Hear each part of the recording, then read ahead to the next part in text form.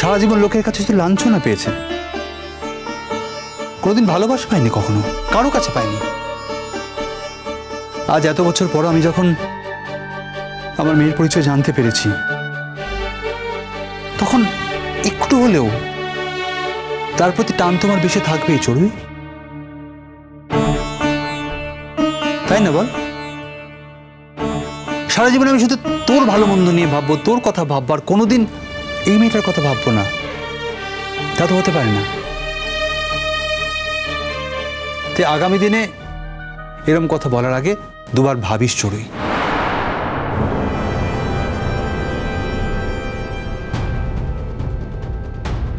আমি এতটাই আপসেট হয়ে আছি যে আমার কথা বলতেও ইচ্ছা করছে না, তবু কিছু কথা আজকে বলা উচিত, সেজন্য বলতে চাই।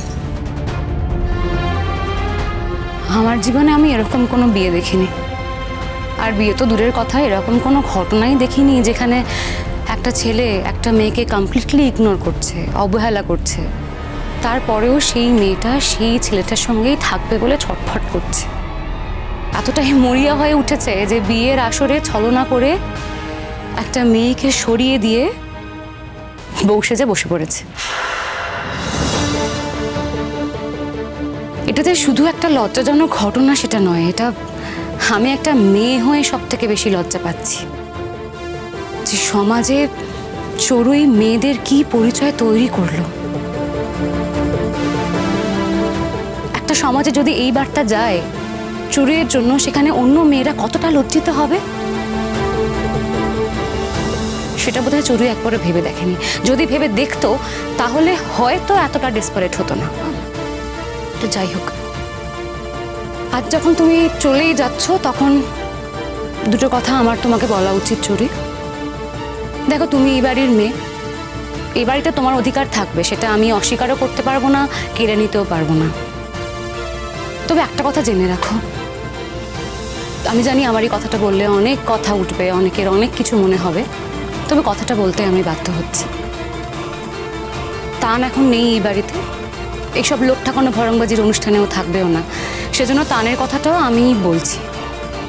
চরিত, আমি এবং তোমার দাদা কেউ কোনোদিন কোনো বিপদে তোমার পাশে কিন্তু থাকবো না। তাতে যদি তোমার মা অসন্তুষ্ট হন, তুমিও যদি অসন্তুষ্ট হও, আমাদের কিচ্ছু করার নেই। বাবা, তোমাকেও সবার সামনেই কথাটা বলছি, এই মেয়ের বিপদে কিন্তু কোনোদিন আমাদের পাশে পাবে না। আর বিপদে তো পড়বেই, বারবার বিপদে পড়বে। এই সংসারটা যেও করতে পারবে না সেটা আমিও খুব ভালো করে জানি, সবাই জানে। তো যাই হয়ে যাক না কেন, যদি এই বাড়িতেও ফিরে আসে, তবুও কিন্তু সেদিন আমি এবং তান আমরা কেউ ওর পাশে থাকবো না। থ্রেট দিচ্ছ নাকি আমাকে? ভয় দেখানোর চেষ্টা করছো? কি বলতেটা কি চাইছো তুমি? যে আমি যদি এখন না যাই ওখানে, তাহলে তুমি ফুলঝুরিকে সেখানে পাঠিয়ে দেবে?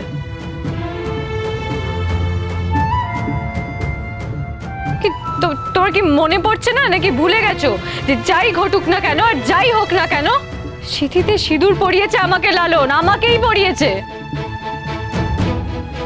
ভুলে যায়নি, ভুলে যায়নি কমলিনী। ও আসলে এই বাড়িতে যেদিকে পাল্লাটা ভারী সেই দিকে সুর মেলাচ্ছে। কমলিনী তো কখনো আমার ছেলের বউ হিসেবে বাড়িতে থাকেনি, ও তো যবে থেকে বাড়িতে এসেছে তবে থেকে বাড়ির বউ হয়ে গেছে। ভাগ্যিস, সেই জন্য অন্তত এখনো কিছু সুশিক্ষাও দেখতে পাই। তুমি যদি তোমার ছেলের বউকে নিয়ে ঘর করতে চাইতে, তাহলে তো আলাদা সংসার রাখতে তুমি পারতে। আমার বাড়িতে আছো কেন? মা, আমার না সবসময় এক কথা ভালো লাগে না, আমাদের বাড়িতে আছো কেন, আমাদের বাড়িতে আছো কেন, কেন বলেন আপনি এই কথাটা? আলবাত বলবে, 100 বার বলবে। আমার মা যে যন্ত্রণা ভোগ করলো, যে অসভ্যতা আমি চোখের সামনে দেখতে পেল, সেটা কি দেখার কথা ছিল মায়ের? আমরা কি সেভাবে মানুষ হয়েছি, সেভাবে বড় হয়েছি আমরা? তুমি সবার সামনে কেন আমাকে এই কথাগুলো বলছো, কেন অপমান করছো? আমি কি জানি এই পুরো ঘটনাটা আমার কি ভূমিকা ছিল? বুঝো, ওর নাকি কোনো ভূমিকাই ছিল না। গাবলু, ছেড়ে দে, এখন চড়ুই যাচ্ছে, অশান্তি করিস না। ও অশান্তি তো আপনারা করছেন, সিনক্রেটটা আপনারা সকলে মিলে করছেন, বাস্তবটাকে কেউ স্বীকার করছেন না। আমার মেয়েটা চলে যাচ্ছে, আশীর্বাদ করার কথা, কারণ ছেড়ে দাও না মা, ছেড়ে দাও না, দরকার নেই। দেখছি তো সবাইকে, বুঝতে পারছি তো ওকে কেমন, সবাইকে চিনতে পারছি মা, সবাইকে চিনতে পারছি। দরকার নেই, কিচ্ছু লাগবে না মা, ছেড়ে দাও, কাউকে কিচ্ছু চাইতে হবে না। না, কিচ্ছু বুঝিসনি। আসলে কি জানো মেজে বৌদি, এই বিয়েটা না ঠিক আশীর্বাদের বিয়ে নয়। এই বিয়েটা করে চড়ুই যত না আশীর্বাদ পেয়েছে, তার তো অনেক বেশি অভিশাপ করিয়েছে। তাই প্লিজ এরপরে লোক দেখানো আশীর্বাদ আমি ওকে করতে পারবো না গো, সরি। না না, আমরা কেউই করতে পারবো না। যখন দাঁড়িয়ে আছিস কেন রে? যা বলছি, যা দিকে যা। ছোট্ট যা, দাঁড়িয়ে দেখো না কিরকম চোখের সামনে।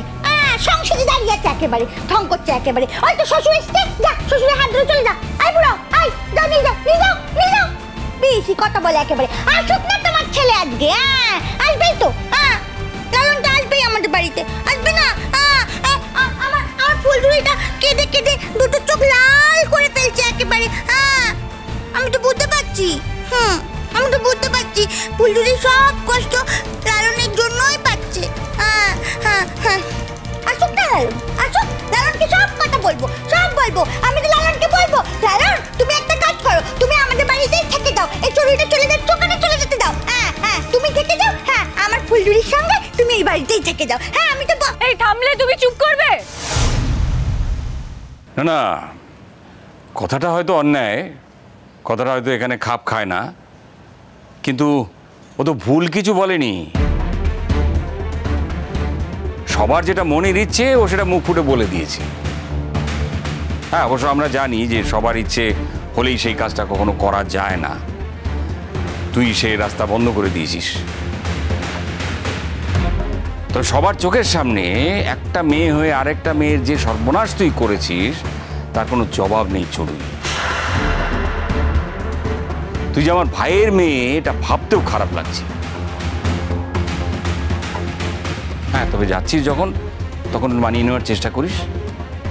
এখন তুই যখন যাচ্ছিস তখন লালনকে একটু বেঁধে রাখার চেষ্টা করিস। তা যদি তুই পারিস তাহলে বুঝবো তোর ক্ষমতা আছে।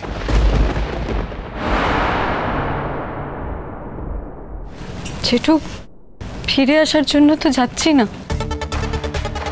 সংসার করতে চাই, করব। আজ নয় কাল লালন ঠিক বুঝতে পারবে, ভালো আর মন্দের মধ্যে তফাৎটা ঠিক বুঝতে পারবে। ও সেদিন এটাও বুঝতে পারবে যে ওই বস্তির মেয়েকে বিয়ে করে ও ঠকেছে নাকি চড়ুইকে বিয়ে করে ও জিতেছে।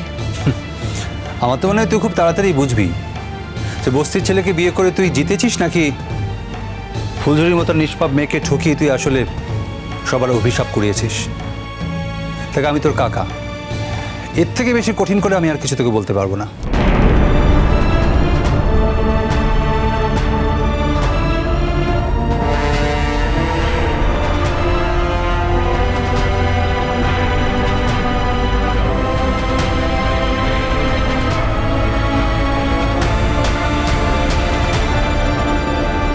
চড়ুই দিদি, তুইও জ্ঞান দিবি এবার। দেখো চড়ুই দিদি, আমি আমার দাবি ছেড়ে দিয়েছি, দখল ছেড়ে দিয়েছি।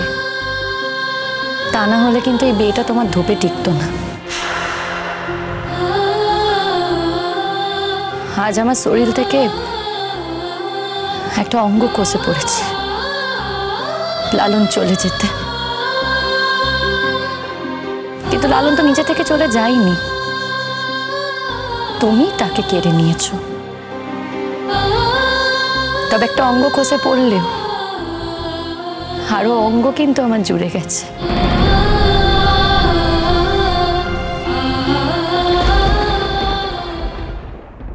আমি শুধু এইটুকুই জানতে চাইছিলাম, এই যে এত ঘটা করে আমার নাম করে ঠাকুরের সামনে দাঁড়িয়ে তুমি সিঁদুর পড়েছিলে, তা এখন নিশ্চয়ই সেই সিঁদুর টিঁদুর মুছে ফেলে এখন কি নিজেকে বিধবা ভাবছো?